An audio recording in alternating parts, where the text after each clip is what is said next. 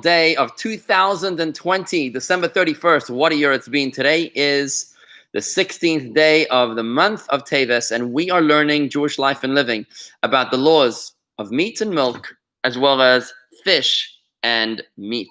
We've been spending some time on recent Thursdays, learning the laws of meat and milk and the separation between them, how much time you had to wait after eating meat in order to eat milk, and how much time you have to wait after eating milk before you can eat meat. And today we're going to wrap that up with some small details before we move on to the laws of separating of fish and meat separately. Not many people are aware that there is also a prohibition in Torah where you have to separate the fish and the meat together. You have to separate fish and meat, as well as a prohibition to separate fish and milk. We'll be talking that as we continue the series. You can hear recent classes on this topic at youtube.com/Jewish Gardens. That's youtube.com/Jewish Gardens. My sincere apologies for the slight delay here this morning. We had a beautiful minyan, as we do every Thursday morning, outdoors, a sunrise minyan. Big crowd and lots of conversation going on afterwards. So I didn't realize, and it was a little late. Here I am. We're here. Better late than never. Today's Torah study has been lovingly dedicated by our chairman of our daily minyan. It is the fearless Robert Berger, in honor of the birthdays of his wife Maureen today, as well as in honor of the birthday of Carol Radis. So Carol Radis and Maureen Berger are best friends. Their birthdays are right around now. Maureen is today. And we wish them both a very happy birthday. May the merit of today's Torah study serve to infuse you with tremendous blessing and merit and overflowing blessings of success and happiness, health and happiness, nachas, and prosperity, and all good things that you could wish upon yourself. Good morning, Elaine. Good morning, Marty and Corey and Dean and anyone else that is with us live or later. Let's go straight into this. We are learning now the laws of separating meat and milk. Okay. Now, we spoke last week about a very, very interesting and subtle conversation about what happens when you have to separate between not actual meat and milk, but something which was cooked in something which is parv, and it's cooked in a pot which is meat, or cooked in a pot which is dairy. How does that work? And do you need to wait the regular time for that? We said you don't need to wait the regular time for that. However, it is advisable, we said, to at least not eat it together with meat, but it is not actually, it's considered bechezkat, in the status of meat or in the status of milk, but it's not actual meat or actual milk. We spoke about those details. There were various details to that. You can find that class last week at youtube.com/Jewish Gardens. That's youtube.com/Jewish Gardens.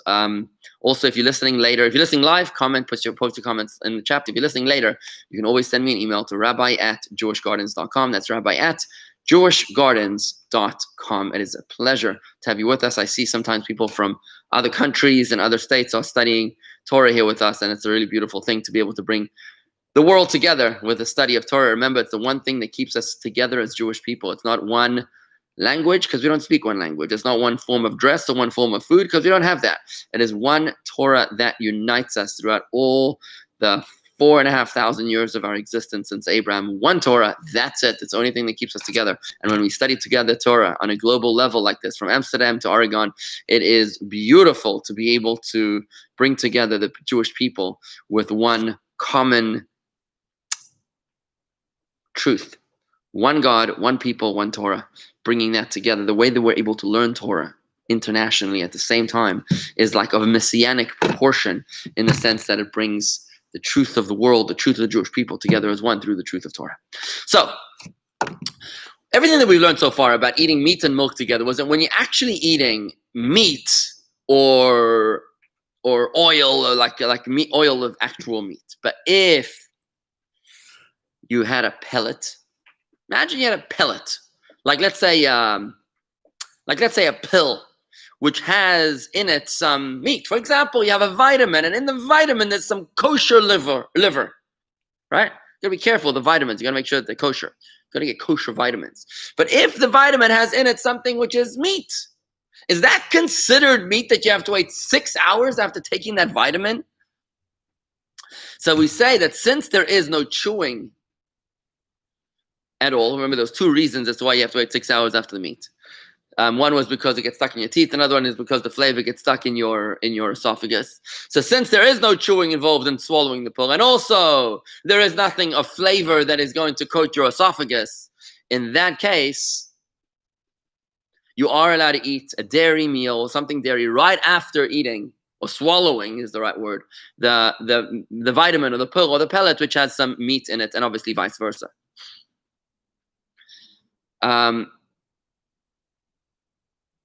Obviously, if you take a pill which has some meat inside of it, immediately afterwards you can take a pill which has inside of it some dairy or lactose product inside of it, right?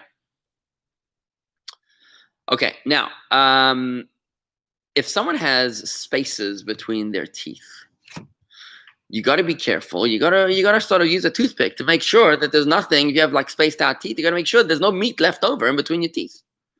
You got to kind of brush your teeth, basically, after eating meat, because it's possible that there's some actual meat that's stuck stuck between your teeth. But generally speaking, you don't need to really brush your teeth before you start eating dairy after meat. What's going to be interesting is what about false teeth? Now, the question of false teeth has nothing to do with today's sponsors. God forbid. You should never know. You should never have it. But it's just a question that comes up, right? What happens if we should never know from such a challenge, of having to,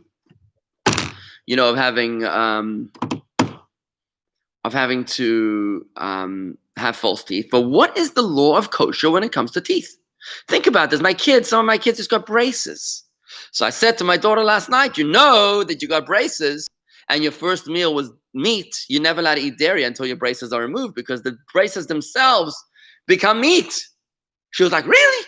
Of course, thank God that's not the ruling. Thank God. Imagine that. Imagine if the flavor of the meat goes into your braces or into your false teeth or whatever work. Imagine what about fillings? Fillings, this is something that's a substance that they put into your teeth. Can you imagine if that filling now becomes fleishik or becomes milchik? What's the law? How does it work about keeping kosher inside of your mouth? Do we have to worry about these items that we're putting inside of our mouth when we are keeping kosher? So let's take a look at this. We're going to expand this in just a moment. So if somebody has some sort of bridge work inside, like a crown or something inside of their teeth, or some sort of a plate, some of my kids have this like complicated metal thing in there, which is like a spacer or a divider or a widener or something, preparing for braces. So what does that do? You are allowed to eat them. You can just assume that they're like teeth. Why? You're allowed to eat dairy after you ate meat 6 hours later. However, you've got to make sure that there's nothing stuck in between those things. I mean, my daughter has this like in her palate, she has like this little metal piece which can trap meat potentially, which can trap food in there. So you got to make sure that there's nothing actually left in there, because if you had dinner, if you had some meat and the meat is actually stuck in, I don't know how, but like in between or behind one of those spacers or dividers or dental inserts, then you can't really have the milk even 6 hours after. You got to make sure that it's removed, right? So basically, we don't treat these dental inserts as dishes. Part of the reason for that is because a flavor only goes in or out of a vessel through heat.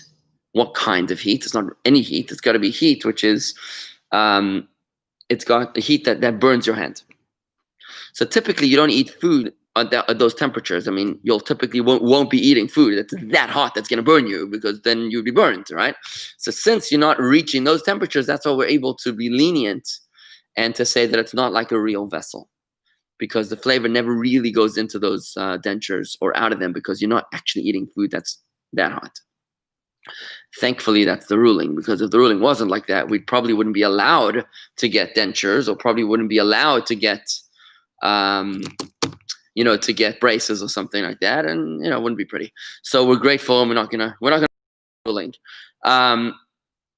people that use false teeth, which can be removed from the mouth, they also need to wait 6 hours. So in other words, remember this, right? If the reason for the meat, for waiting 6 hours after meat is because it gets stuck in between your teeth, what happens if you can just physically remove your teeth, clean them out really well, and then making sure there's nothing stuck in between the teeth? Maybe you shouldn't need to wait 6 hours after having false teeth. But you cannot be lenient with this through changing the teeth. For example, by saying, well, I have milchik teeth and I have fleishik teeth. Can you imagine?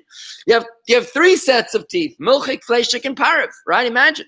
We don't need to do that, and it's not going to help you to mitigate the weight after meat for milk. Rather, because remember, there's 2 reasons. Also, because of the coating of the esophagus, and therefore, as long as you waited 6 hours, you can use the same teeth to eat your dairy product afterwards. And also, you don't need to kosher the teeth. You don't need to kosher the teeth in case to treat them like a vessel, like a pot, right? And again, the reason for that is, as ruled by the codifiers of our generation, that the heat of burning you doesn't really go into your mouth. Also, there's another reason to be lenient, and that's because of the law of the second vessel. When a pot is on the fire, it's considered a first generation heat. But when you take something from the soup pot and you put it into a soup bowl, it becomes a second generation of heat. And that's what happens with dentures or dental inserts or false teeth or whatever it is that's going on in your mouth, that it's a second generation. It doesn't come from the fire. You don't put your teeth on the fire. It's obviously going from the fire to a bowl, and typically from the bowl it goes to your mouth, which is 3rd generation, actually. And that's why by that point the heat has really been mitigated, has really been decreased, and you don't need to, thankfully, worry about false teeth and dentures in terms of being extra stringent to say that your false teeth or your dentures are now fleishik forever or milchik forever. So Andy's asking a question about animal-derived ingredients in pills. Why are pills okay? You say fleishik, but isn't it treif? And you must have missed this particular point that I said that you have to buy vitamins that are kosher. You should buy vitamins that are kosher. If you have a choice where you can buy vitamins that are kosher versus vitamins that are not kosher, definitely go for the kosher ones. So you shouldn't go for stuff that's got like shellfish-based pills. You should not get those. Absolutely not. There's a whole line, of kosher vitamins that are, kosher food companies. Today, kosher food is unbelievable, and there's Landau's and all sorts of companies, Geffen, that produce kosher pills as well as foods and everything else. So you should get the kosher version of the pill that you need. What happens if there is no kosher version of the pill?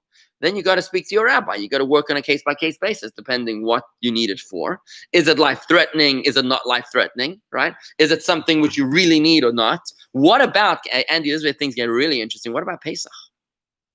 Pesach, typically all of these pills have like some sort of fermentation or some sort of something was cooked to make these pills, right? So that's the things get really interesting. And typically we try to avoid all pills at all that you on Pesach. But if you need it absolutely, then it's a question to discuss with your rabbi, and I'd be happy to help you through those on a case-by-case basis. It's kind of complex, but we can deal with it. Okay, so far so good. We spoke about false teeth. We spoke about braces. What happens to someone who just tastes the food? So what happened if you didn't actually eat the food? You just tasted it. If you tasted a little cheese or you tasted a little meat and then you spit it out right away, do you still need to wait 6 hours? No, the answer is no. Only if you ate the food, or at least if you chewed the food without eating it. But if you only tasted it with your tongue, you don't need to wait 6 hours after meat. So, for example, you're cooking for Shabbos, and you're just tasting to make sure that the soup has just enough salt. And you right away, you spit it out. You don't swallow the soup, you just spit it out. Or if you took a piece of meat and you put it in your mouth to make sure it's cooked enough, but you didn't actually chew it. Such a person that just tasted the food is allowed to eat dairy foods right afterwards, without waiting. As long as you wash out the mouth and make sure there's no residue left behind. Also, you should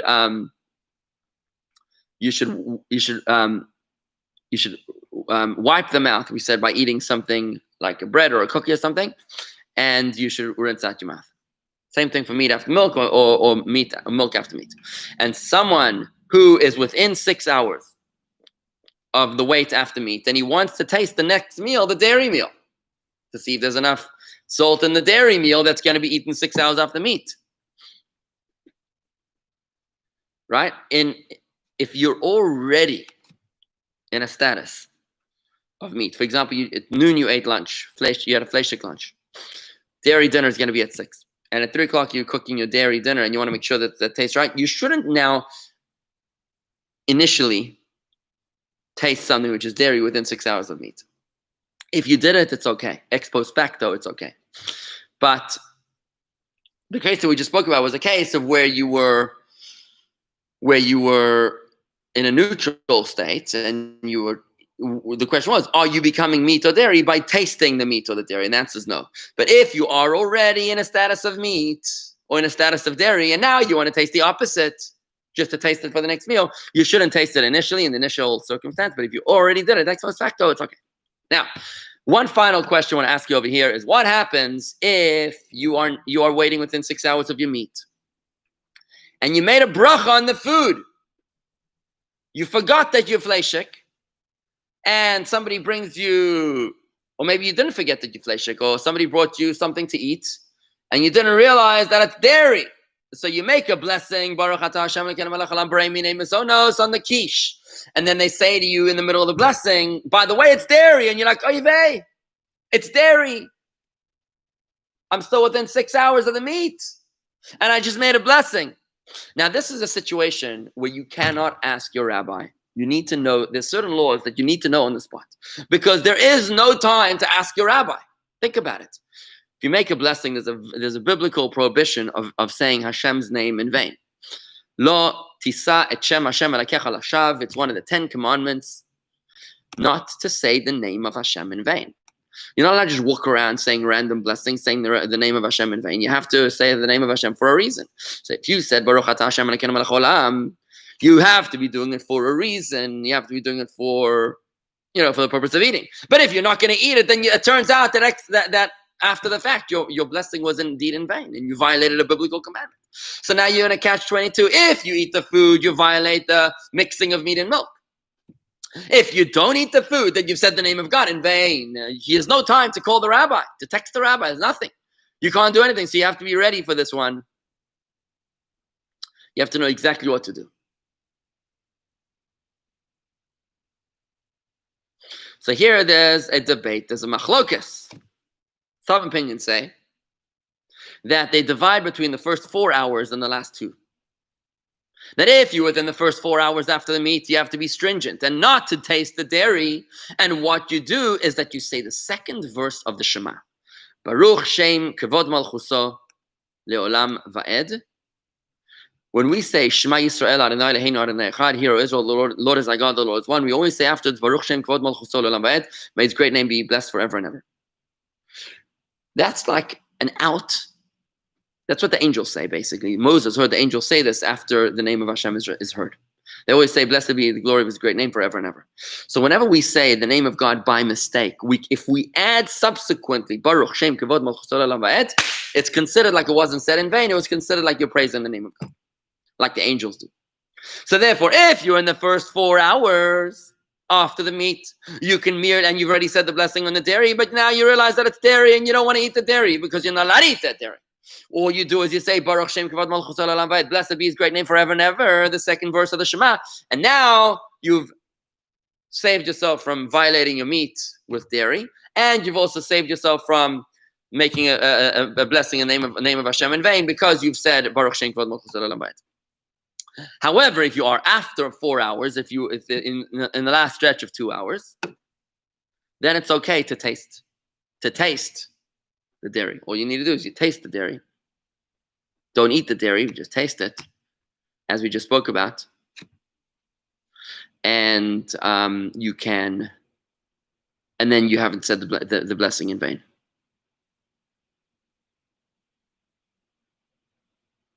Okay. A second opinion is a lot more lenient. They said that all you need to do is just taste it. It's not a big deal. The second opinion says just taste a little bit. Thus, the blessing is not in vain, even within the first 4 hours. Right? The reason for this is because the prohibition of saying the name of God in vain is a biblical prohibition. Right?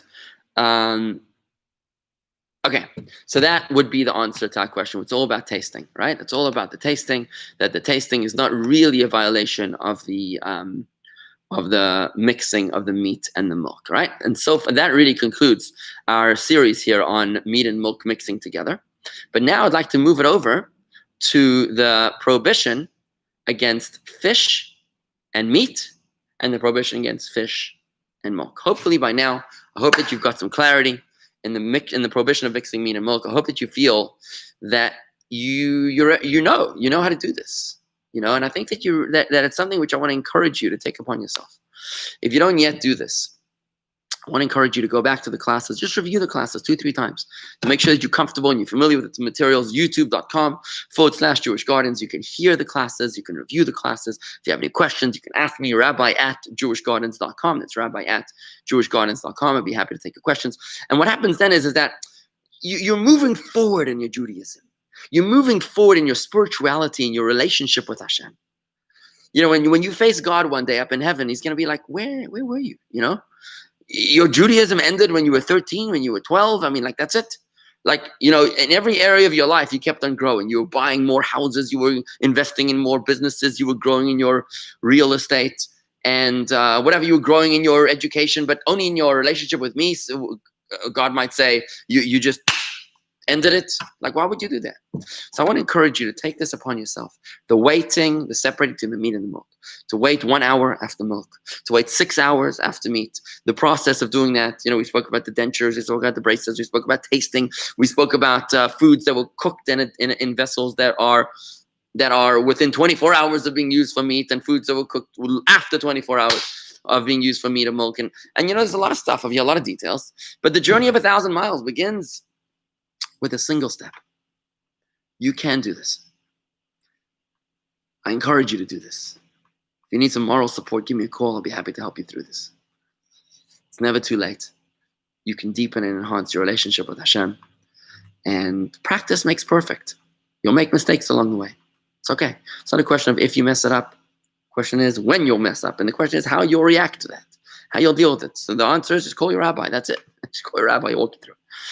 Question from Elaine. If one mistakenly uses the wrong bracha, does he say Baruch Shem Kavod Malchuto Le'olam Va'ed? The answer is yes. Good question. It is yes. You should just say Baruch Shem Kavod Malchuto Le'olam Va'ed anytime you said a blessing by mistake. Okay? So let's go a little further now, just to touch on the opening of the topic of mixing meat and fish. What's up with this? You'll look at me like, Rabbi, I'm barely dealing with meat and milk. And now you're telling me about meat and fish. I never heard about this, you might tell me.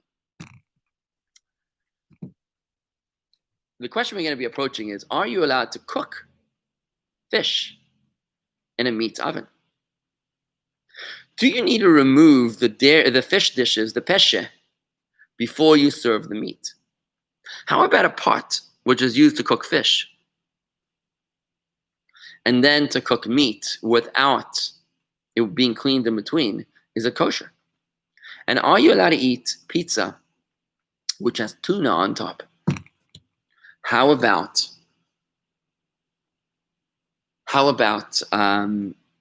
bagels with lox? Are you allowed to eat bagels with lox?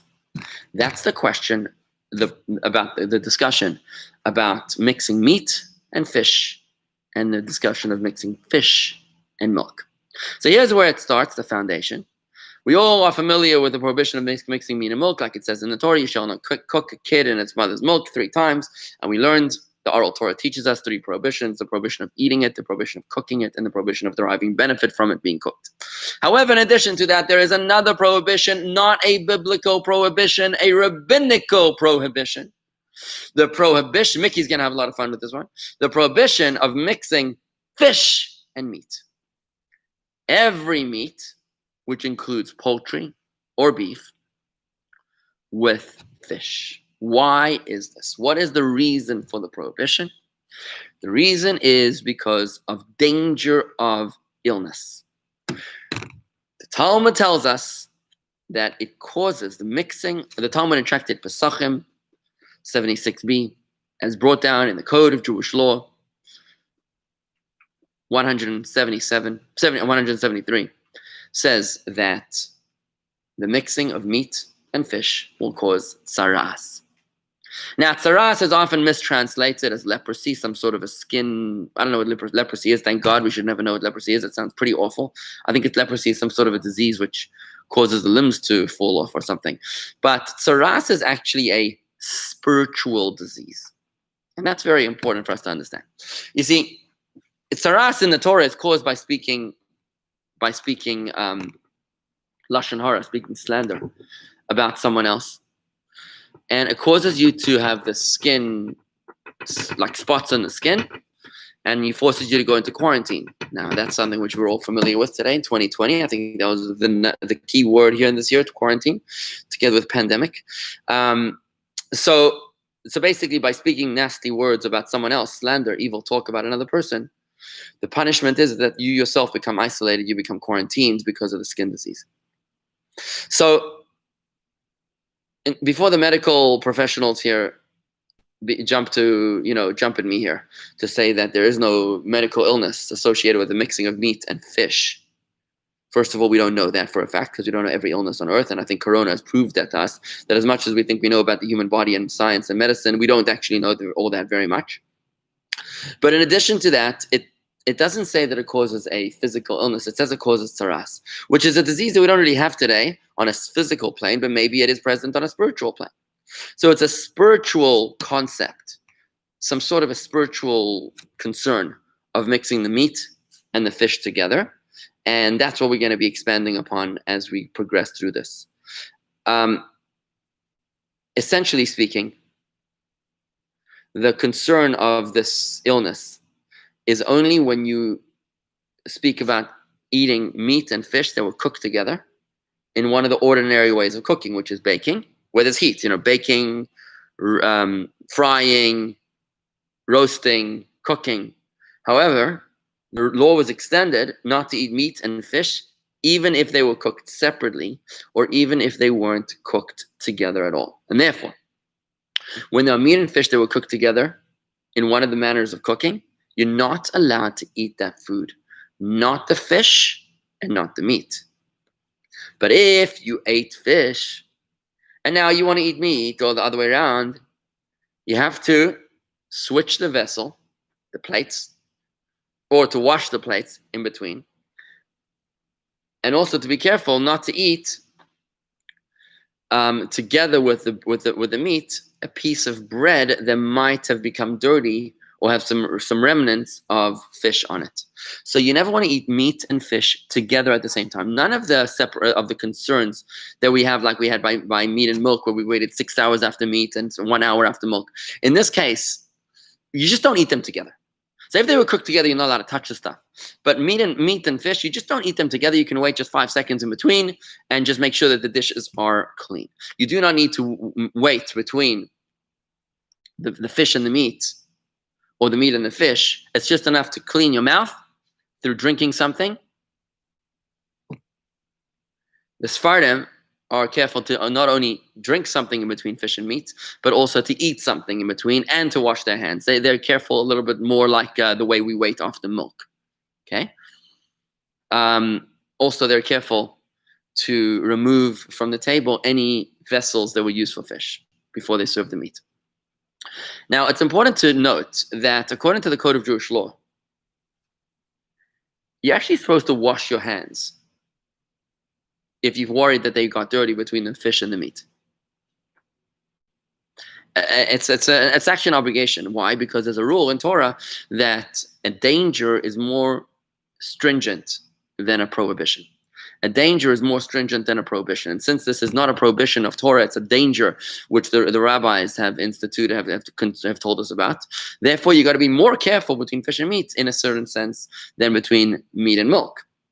And that's why you should be at least as careful after eating fish to meat or meat to fish as you are after eating milk when you go to meat, right? you only have to separate between actual meat and actual fish. I'm sorry, you don't have to separate. It's not only between actual meat and actual fish, but even if the meat was cooked with something else like vegetables. So now the vegetables are fleshik, and the vegetables now have the taste of the meat. Those vegetables should not be eaten together with fish. Similarly,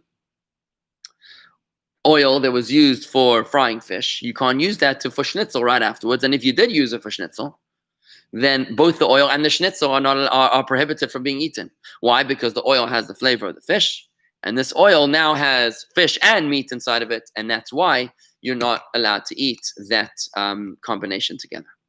And that, my friends, is where I'm going to end it up today on the prohibition of mixing meat and fish together. Next week, God willing, we'll talk about vessels that were used for fish vessels. Don't get nervous over here. You don't need a fourth section of your kitchen, for meat, milk, and now fish. You don't need that.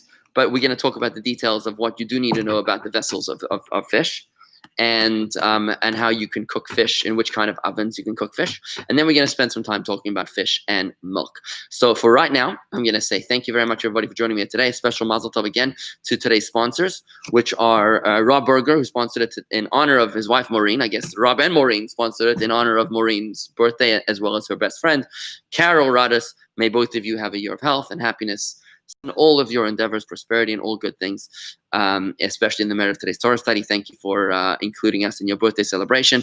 Andy, I believe the meat vitamins have to be kosher first. Yeah, I think I said that. How about dairy and fish combo with Andy? That's the next, that's coming up in next week's class, God willing. So we'll talk about that next week. I just want to say that next week, Monday, Tuesday, Wednesday, I'm not going to be teaching a class. I won't be available in the mornings. So we'll be taking a little bit of a break next week, Monday, Tuesday, Wednesday from Torah study. We will resume Torah study on Thursday morning next week, God willing. So there'll be Torah study tomorrow morning with the Fabring and with the Rebbe on Zoom, and we'll resume Torah study next week. Thursday, we'll take a little break for the first half of next week, as will be advertised in the email. And let me see if there's any comments coming in. Nope, on Facebook or YouTube, we're done. And I want to say thank you. Don't forget, today's Thursday. Corey gives a class on Hebrew reading through the Psalms of King David on Zoom at 11:30. That's jewishgardens.com/Zoom, jewishgardens.com/Zoom, Hebrew reading with Corey through the Psalms of King David at 11:30. And with that, I want to wish everybody a Happy New Year. May we succeed in being blessed with a year of health and happiness, prosperity in every respect for the year ahead. May the year ahead be a year of redemption, of salvation, of redemption, of Mashiach, of just peace and world healing with the coming of Mashiach. And yes, anchovy pizza. We'll have to wait. Okay. So we'll talk about that then. Thank you very much, everybody. Shalom, and have a wonderful day.